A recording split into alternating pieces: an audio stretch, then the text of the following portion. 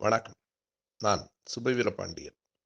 சாதிய பண்பாடு என்றால் என்ன என்று ஒரு நண்பர் கேட்டார்.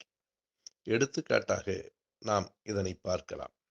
ஒரு 15 வயது பையன் 60 வயது பெரியவரை பார்த்து, டே முனியா, இங்க வா என்று சொல்லுகிறானே, இது சாதி திமிரிலிருந்துதான் வருகிறது.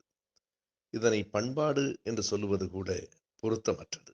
சாதிய சீரழிவு என்றுதான் நாம் குறிப்பிட வேண்டும். பெரியவர்களை மதிக்க வேண்டும் என்னும் பொது பண்பாட்டை இந்த சாதியம் மறுக்கிறது.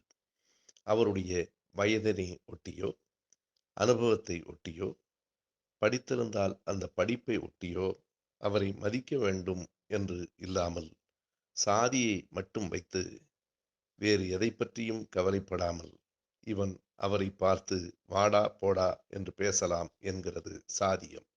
இது சாதிய சீரழிவு. இது ஒழிந்தால் ஒழிய நாட்டில் கண்ணியம் வராது.